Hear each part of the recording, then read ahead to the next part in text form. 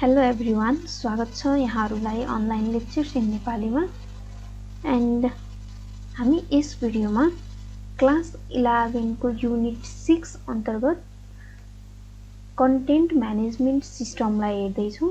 अब हामीले हाम्रो चाहिँ क्लास 11 को प्रिभियस टपिकहरु हामीले के पढिसक्यौ भनेर हेर्न चाहनुहुन्छ भने चाहिँ च्यानलमा प्लेलिस्ट अप्सनमा गएर प्लेलिस्ट भित्र चाहिँ NEB क्लास 11 भनेर प्लेलिस्ट छ।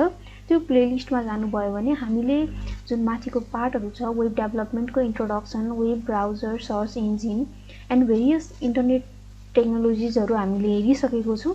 देन हामीले यस भिडियोमा हेर्दै छौं कन्टेन्ट म्यानेजमेन्ट सिस्टम। अब हामी कुनै पनि नयाँ टपिक स्टार्ट गर्दै छौं भने हामी फर्स्टमा चाहिँ के बुझ्नु पर्छ भने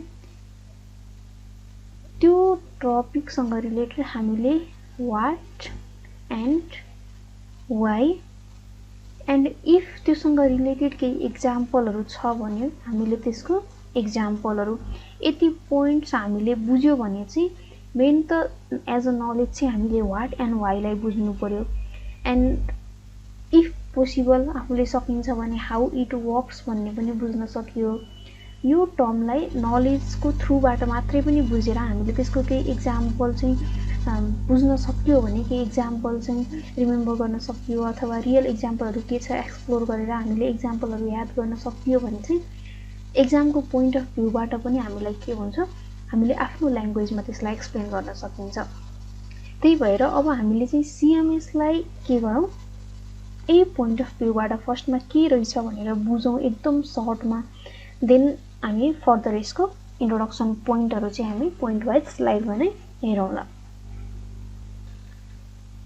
सो CMS भन्ने बित्तिकै चाहिँ हामीले कस्तो सिनेरियोमा रिलेट गरेर हेर्नु पर्यो भने suppose you are non technical person, एउटा नन टेक्निकल पर्सन छ हामीले बुझ्नु पर्यो।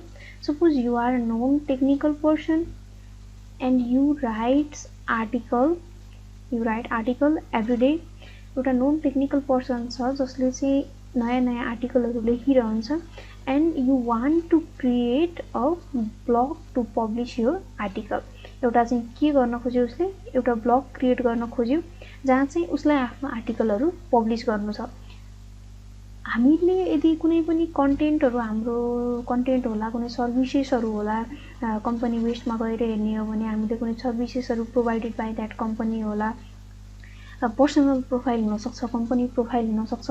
यो कुनै पनि कुराहरुलाई चाहिँ हामीले इन्टरनेटको थ्रुबाट कुनै ब्लग अथवा वेबसाइटमा चाहिँ पब्लिश गर्न चाहन्छौं भने हामीले के गर्नुपर्ने हुन्छ हाम्रो यदि हामीले CMS को सिनेरियो नहुने हो भने हामीले डिफरेन्ट प्रोग्रामिङ ल्याङ्ग्वेजेसहरु HTML, CSS, JS जस्तै गरेर मल्टिपल प्रोग्रामिङ ल्याङ्ग्वेजहरु छ।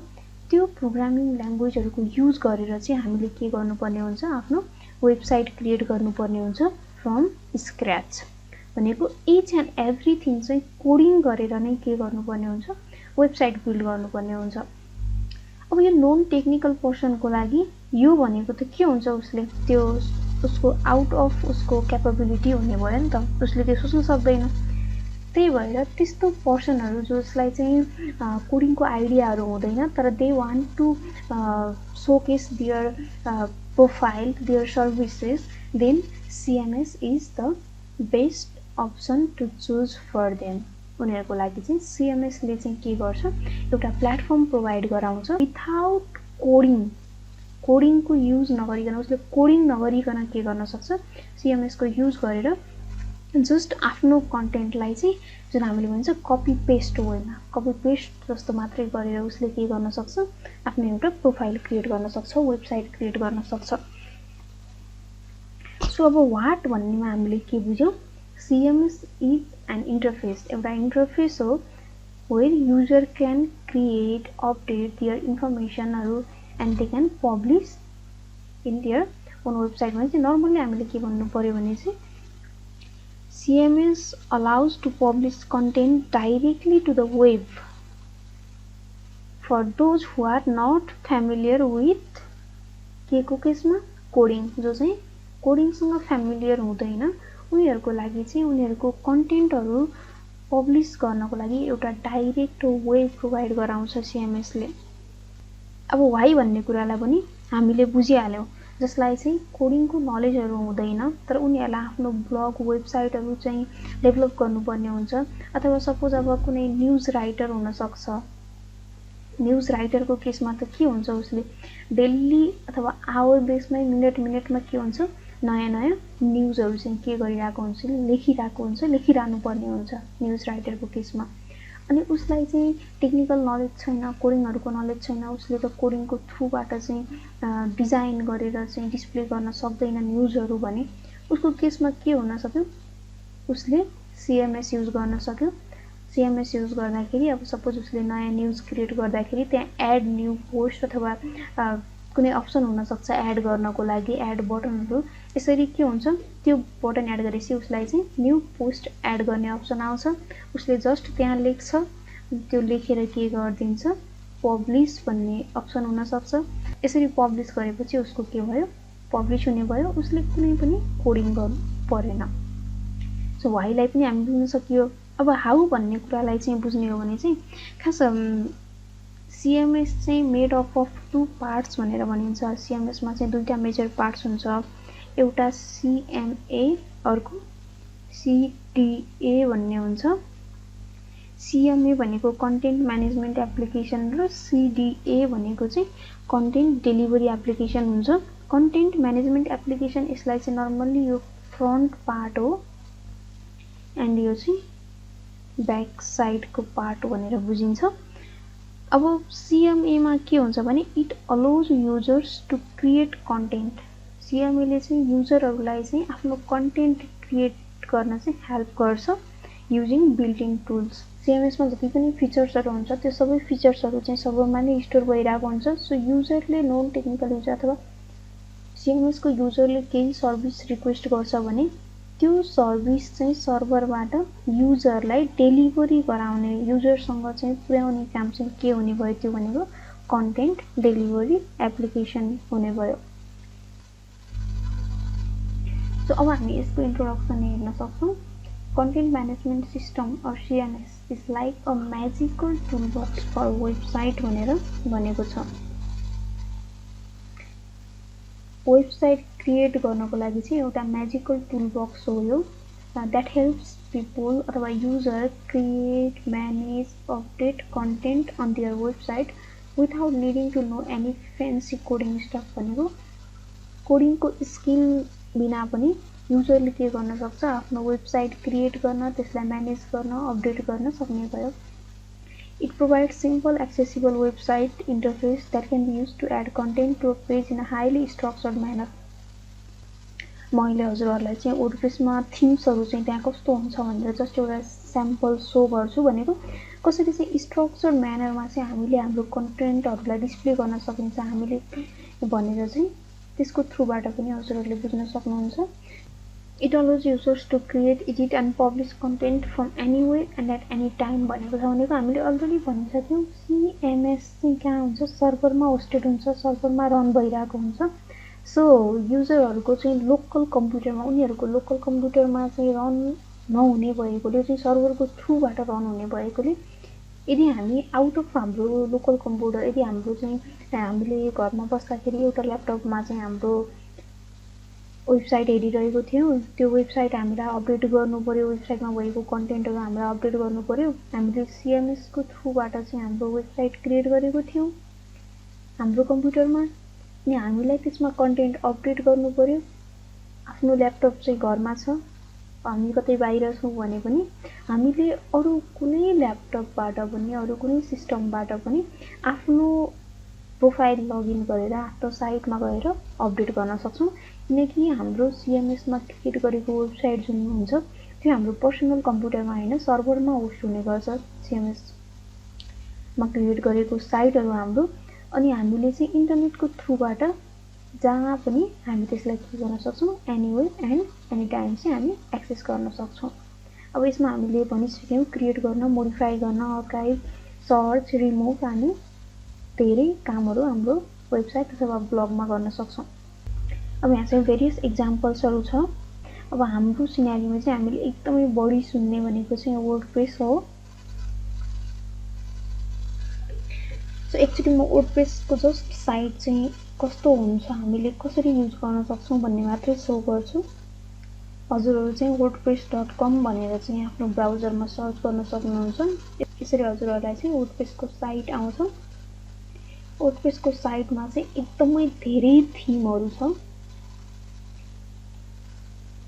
अब यो अल थिम्स भनेर हजुरले हेर्नु पर्यो। यहाँ अब थिम्स अब आफूले केसँग रिलेटेड चाहिँ वेबसाइट बिल्ड गर्न चाहनुहुन्छ त हजुरले भन्ने कुराहरू चाहिँ यो क्याटेगोरीमा गएर आफूलाई चाहिएको क्याटेगोरी चुज गर्न सक्नुहुन्छ। कसैले अब आफ्नो ब्लग चाहिँ क्रिएट गर्न चाहनुहुन्छ भने यसरी गएर कुनै पनि थिमहरू यहाँबाट चुज गर्न सक्नुहुन्छ। अब यहाँ लगइन गरेर चाहिँ स्टार्ट गर्नुभयो भने बेटर हुन्छ। यदि कसैलाई सिक्न मन छ, क्रिएट गर्न मन छ भने चाहिँ सुरुमा आफ्नो एउटा साइन अप गर्नुहोस्, प्रोफाइल क्रिएट गर्नुहोस् एन्ड देन लगइन गर्नुहोस्, कुनै एउटा टेम्प्लेट चुज गर्नुहोस्। अब वर्डप्रेसको टेम्प्लेटहरू सबै फ्री हुँदैन, कुनै टेम्प्लेट फ्री हुन्छ। फ्री टेम्प्लेट कुनै चुज गर्न सक्नुहुन्छ अनि कुनै एउटा टेम्प्लेट चाहिँ एउटा थिम चुज गरेर सपोज र्यान्डमली एउटा थिम सो गर्छु म। यो एउटा थिम छ।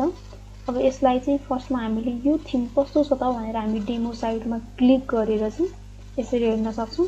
सो यसरी हामीले चाहिँ अब यो अनुसार गऱ्यौँ भने हामीले कुनै पेज क्रिएट गर्दैछौँ भने चाहिँ के हुन्छ भने अब हामीले कुनै दिन पोस्ट गऱ्यौँ भने यसरी नै हामीलाई चाहिँ पोस्ट गर्ने टाइटलहरू अनि त्यसपछि त्योभित्रको टेक्स्टहरू लेखेर चाहिँ पोस्ट गर्ने अप्सनहरू आउँछ।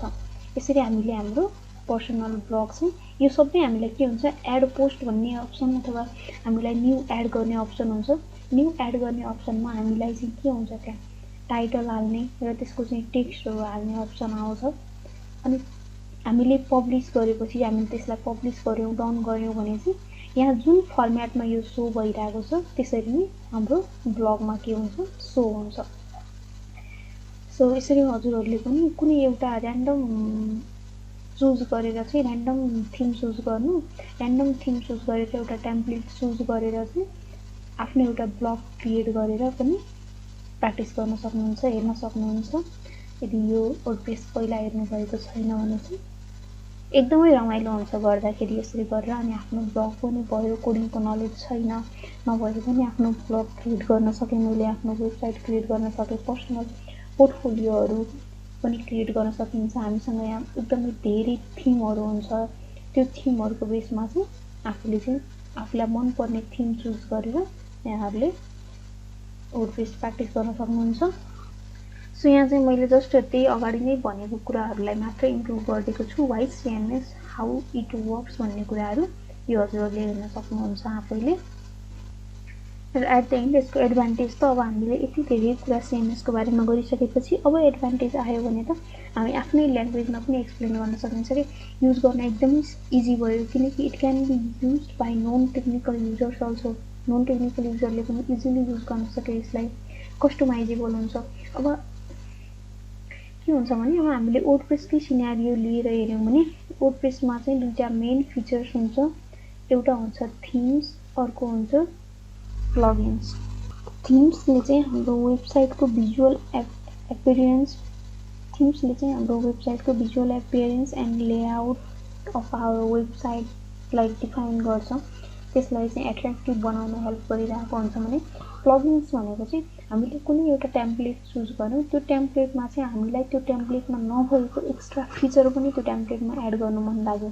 हामीले कुनै थिम चुज गरेर चाहिँ वेबसाइट बिल्ड गऱ्यौँ अनि हाम्रो वेबसाइटमा एक्स्ट्रा फिचर्सहरू एड गर्नु मन लाग्यो भने पनि त्यो मल्टिपल एकदमै धेरै फिचर्सहरू चाहिँ के हुन्छ, प्लगइन्सको फर्ममा चाहिँ अभाइलेबल भएको हुन्छ वर्डप्रेसमा। भनेको यसै अरू पनि कन्टेन्ट म्यानेजमेन्ट सिस्टमहरू जुन हुन्छ CMSहरू, त्यसमा चाहिँ प्लगइन्स भनेको चाहिँ एड अन फिचर भनेर पनि बुझिन्छ।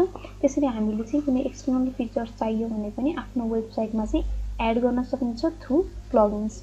मोडिफिकेसन इजिली गर्न सकियो। अब हामीले अननेसेसरी पोस्टहरू जुन अब हामीलाई चाहिँदैन भने त्यसलाई रिमुभ पनि गर्न सकिन्छ। फ्री टेम्प्लेटहरू युज गर्न सकियो, फ्री टेम्प्लेट चुज गर्न सकियो भनेको कस्ट सेभिङ्स पनि भयो, टाइम सेभिङ हुन्छ। अब विदिन एन आवर आफ्नो वेबसाइट अथवा ब्लग चाहिँ के गर्न सकियो, क्रिएट गर्न सकियो। सो एज अ होल चाहिँ हामीले के बुझ्नु पऱ्यो भने कन्टेन्ट म्यानेजमेन्ट सिस्टमले चाहिँ content management system is an interface that allows users to publish content directly to the web without need to write any code भनेर चाहिँ बुझ्नु पऱ्यो। So thank you this much for this topic.